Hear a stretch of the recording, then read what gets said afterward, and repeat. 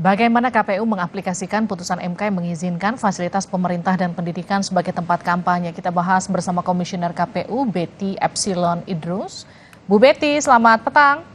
Selamat petang Mbak dan Mbak Bibip, selamat sore. Kita juga akan sapa Bu Fitri Susanti, pakar hukum tata negara. Mbak Bibip, selamat malam, selamat petang. Selamat petang. Oke, kita juga sebelumnya sudah mengundang juru bicara Mahkamah Konstitusi, tapi beliau tidak mengkonfirmasi kehadiran untuk berbincang pada petang hari ini. Saya ke Bu Betty dulu. Bu Betty, MK kan sudah membuat putusan 15 Agustus lalu. KPU meresponnya seperti apa, Bu Betty? Iya, ketika putusan Mahkamah Konstitusi dibacakan tanggal 15 Agustus 2023, ini langsung kami bicarakan dalam rapat pleno KPU RI dan akan melakukan revisi terkait dengan peraturan KPU yang sudah muncul sebelumnya, yaitu PKPU 15 tahun 2023 terkait dengan masalah kampanye untuk pemilu tahun 2024, Mbak. Jadi sekarang kami masih on proses untuk revisi PKPU 15, termasuk nanti harmonisasinya, sesuai dengan putusan MK yang baru keluar tanggal 15 Agustus yang lalu. Ke Uber nggak tuh, Bu Betty? Pasti ke Uber, Mbak, karena masa kampanye masih lama. Jadi kami akan melakukan perubahan segera setelah putusan Mahkamah Konstitusi tersebut. Baik, Mbak Bibip, ini respon Anda soal keputusan MK ini seperti apa, Mbak? Ya, jadi yang perlu saya klarifikasi pertama-tama, putusan MK itu sebenarnya tidak membuat aturan baru soal kampanye. Putusan MK itu mengangkat satu bagian dari penjelasan pasal 280 ayat 1 ke batang tubuh. Tadinya tidak jelas di bagian penjelasan, kemudian dinaikkan ke batang tubuh. Jadi dari dulu sebenarnya aturan mainnya sudah begini. Cuma dulu tidak masuk PKPU, mohon dikoreksi kalau keliru ya Mbak Betty. Dulu belum masuk PKPU karena masih di penjelasan. Jadi aturan main soal kampanye, bukan kampanye sih sebenarnya ya, aturan main soal boleh saja datang ke fasilitas pemerintah dan fasilitas pendidikan itu belum diatur. Jadi kalau boleh saya sebutkan deh biar jelas nih buat semuanya. Jadi pasal 280 ayat 1 huruf H itu pada dasarnya bilang bahwa pelaksana pemilu, kemudian peserta dan tim kampanye itu dilarang menggunakan tempat ibadah, fasilitas pemerintah dan fasilitas pendidikan, kecuali untuk fasilitas pemerintah dan tempat pendidikan itu ada undangan dari pengelola fasilitas yang bersangkutan dan dilarang menggunakan atribut kampanye. Nah, jadi saya kira yang perlu dibayangkan adalah bukannya partai-partai menentukan sendiri, misalnya besok saya mau ke UII, besok saya mau ke UGM, bukan begitu. Mereka harus diam saja, nunggu diundang oleh tempat yang mengelola fasilitas pendidikan itu. Misalnya seperti yang sudah saya baca tadi pagi itu sudah ada undangan beredar, FISIP UI itu mengundang 3 kandidat presiden ke kampus. Dulu itu nggak boleh sama sekali misalnya. Jadi yang dibayangkan itu justru untuk, kalau yang saya perhatikan dari putusan MK itu, justru untuk membuat kita tidak hanya dangdutan gitu loh Mbak. Kan biasanya kita cuma dangdut, kan ini juga paling bagi-bagi kaos begitu ya. Nah sekarang ya ingin dibuka ruangnya supaya ada pertarungan gagasan di fasilitas pendidikan. Nah cuma kan MK memang tidak bisa, dia kan lembaga yudikatif ya, jadi dia tidak bisa mengatur terlalu jauh. Sekarang terserah kepada Mbak Betty dan kawan-kawan, ini PR-nya di Betty dan kawan-kawan, untuk menentukan misalnya fasilitas pendidikan seperti apa. Kalau menurut saya itu misalnya kampus, jangan SMA misalnya gitu ya. Terus juga jangan fasilitas pendidikan informal, misalnya siapa institut kan sekarang banyak tuh, tapi harus kampus misalnya begitu. Terus betul-betul tidak boleh ada atribut kampanye, jadi nggak boleh ada yel-yel, nyanyi, itu nggak boleh. Betul-betul untuk bertarung gagasan. Terus juga semua kandidat harusnya diundang, bukan caleg tapi kandidat capres misalnya begitu. Nah itulah yang kita tunggu pengaturannya oleh KPU nanti. Gitu. Gimana tuh Mbak Betty?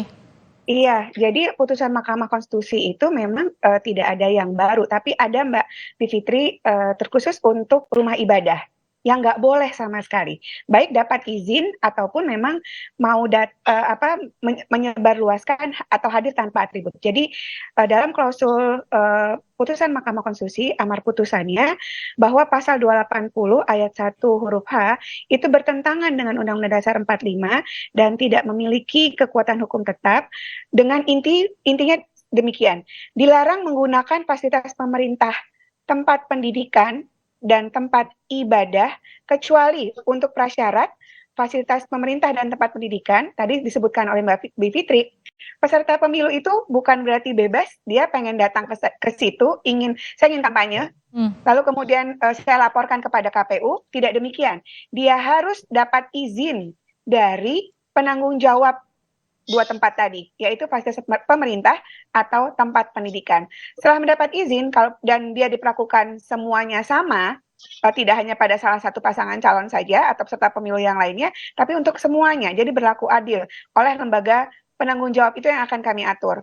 Lalu kemudian tidak boleh membawa atribut sama sekali, apakah itu alat peraga atau bahan kampanye kedua tempat. Tapi untuk rumah ibadah sama sekali tidak boleh dilakukan kampanye menurut amar putusan MK 65 tahun 2023 itu, Mbak Livi. Oke, jadi artinya batasannya dan aturannya akan diperjelas oleh KPU nanti. Betul. Dan jangan lupa bahwa ada pasal berikutnya 280 ayat 2 menyatakan ini kan ada beberapa kekhawatiran tentang gimana nih sekolah-sekolah lain misalnya SD, SMP, SMA tadi begitu ya. Yang pasti ada pasal 280 ayat 2 huruf K menyatakan bahwa kampanye itu dilarang mengikutsertakan WNI yang tidak punya hak pilih.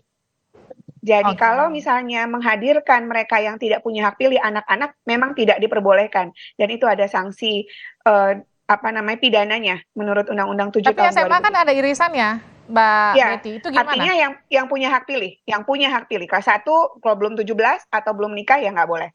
Kalau tadi kan Mbak Bibit juga menekankan langsung aja bikin aturan atau batasan yang jelas, nggak boleh ke SMA. Ini targetnya langsung perguruan tinggi, karena memang jelas kalau perguruan tinggi itu sudah punya hak pilih. Itu gimana? Oke, yang dimaksud dengan tempat pendidikan itu sudah diatur dalam penjelasan Mbak bahwa berupa gedung atau halaman sekolah dan atau perguruan tinggi. Itu yang sudah dijelaskan menurut Undang-Undang 7 tahun 2017. Tapi ingat ya bahwa setiap peserta pemilu itu boleh kampanye, ada prasyaratnya, nggak ujuk-ujuk dia bisa datang ke kampus atau ke sekolah. Pertama tadi sudah disampaikan oleh Mbak Bibit. Ya, dapat izin atau undangan dari penanggung jawab dan dia berlaku sama semua peserta pemilu dan hadir tanpa atribut.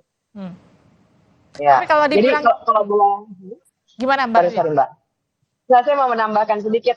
Saya ingin memberikan perspektif perbandingan nih. Kalau misalnya di Amerika Serikat, kemudian di negara-negara Eropa seperti di Jerman, sebenarnya sangat lazim kampus membuka perdebatan, gagasan, program, anggaran. Sebenarnya kan kita mau dengar nih tentang climate crisis tuh semua kandidat presiden apa sih pandangannya misalnya seperti itu.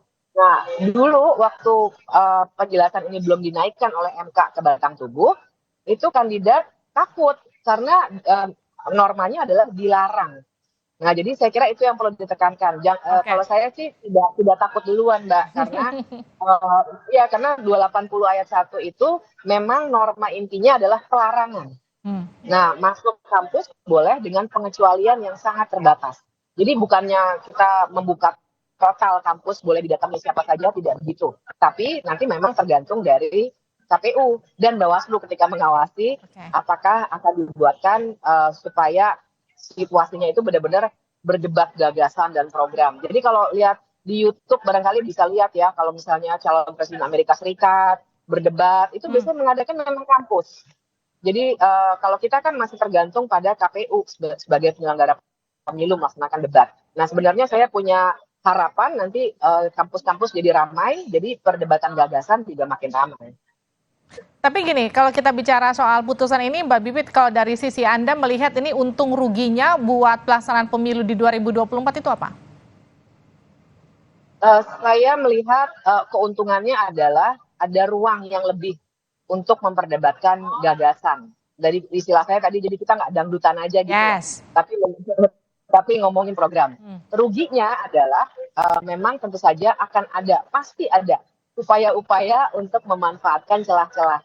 Ya misalnya kong kali kong duluan kan kalau kampus kita nggak hanya bisa bilang kampus-kampus besar, kita juga harus bilang ada kampus-kampus kecil yang juga butuh nama, butuh jabatan mungkin rektornya, butuh uang juga, akhirnya akan berkong kali kong dengan capres-capres. Nah disinilah peran KPU dan Bawaslu nantinya jadi sangat penting. Itu yang kemudian jadi pertanyaan buat Bu Betty. Jadi kalau dibilang putusan ini disebut menguntungkan petahana atau ada unsur nepotisme terkait dengan hubungan peserta pemilu dan lainnya, nanti gimana menangkis ini Bu Betty? KPU itu kan melakukan eksekusi terkait dengan ketentuan peraturan perundang-undangan yang sudah ada. Nanti secara teknis akan kami atur bahwa tadi sudah disebutkan ini berlaku untuk semua peserta pemilu, tidak hanya salah satu, salah dua, salah tiga, dan seterusnya.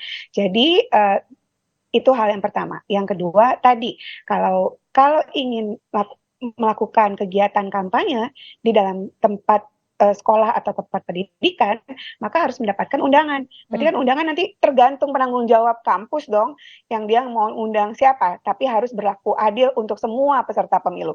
Tadi sudah sebutkan oleh Mbak Bibip, tapi nanti untuk kegiatan kampanye pemilu baru akan dilakukan tanggal 28 November paling cepat ya Mbak, 28 November 2023 sampai dengan 10 Februari 2024. Untuk presiden dan wakil presiden paling cepat tanggal 2 Juni sampai dengan tanggal 22. Maaf, itu untuk putaran kedua. Saya ulang, 28 November sampai dengan tanggal 10 Februari 2024. Kalau kita punya putaran kedua, itu nanti Juni. Oke. Batasan yang jelas itu nanti akan seperti apa, Mbak Betty? Kalau dalam undang-undang, jadi putusan MK ini kan tidak mengubah klausul yang lain.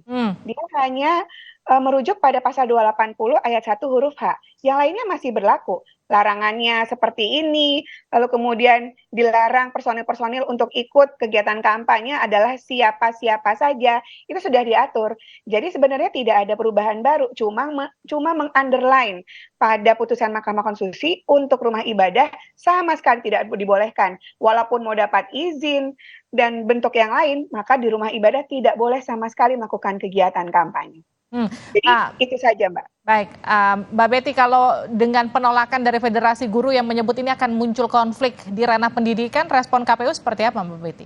Saya rasa pemilih kita semakin cerdas ya, dan kemudian kampus juga tidak ingin mengambil resiko terlalu panjang untuk soal ini, dan semuanya itu punya batasan, semuanya punya sanksi pidana di 280 ayat 1 ada, 280 ayat 2 ada, yaitu di pasal 493 dan pasal 521. Jadi menurut saya semua orang akan berhati-hati untuk melakukan kegiatan kampanye ini. Dan kita punya Bawaslu, rekan kerja kita untuk mengawasi apakah ini masuk ranah kampanye, bagaimana caranya, bentuk keadilannya seperti apa, itu sudah diatur semua Mbak. Jadi tinggal eksekusinya nanti di hari H ketika kita melakukan kegiatan kampanye. Oke, terakhir Mbak Bibip, singkat saja. Jadi bagaimana kemudian yang harus diperhatikan KPU dan juga Bawaslu ketika kemudian menerjemahkan putusan ini kemudian menjadi aturan dengan batasan yang cukup jelas? Ya, pasti pegangannya pemilu yang langsung umum, bebas, rahasia, jujur, dan adil itu tetap harus jadi panduan utama, sehingga nantinya perlu diperjelas betul supaya tidak ada kemungkinan penyalahgunaan.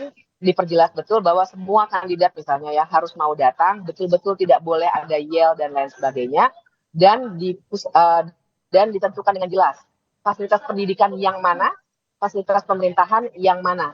Jadi kita juga tidak abu-abu. Takutnya nanti kalau fasilitas pemerintahan apalagi kan Mbak, bisa saja petahana jadi punya keuntungan lebih gitu. Makanya ketentuannya harus sangat strict, dan mudah-mudahan Bawaslu juga nanti mengawasinya dengan sangat ketat. Oke, terima kasih Mbak Bibip, terima kasih juga Bu Betty telah bergabung bersama kami di Sapa Indonesia Malam.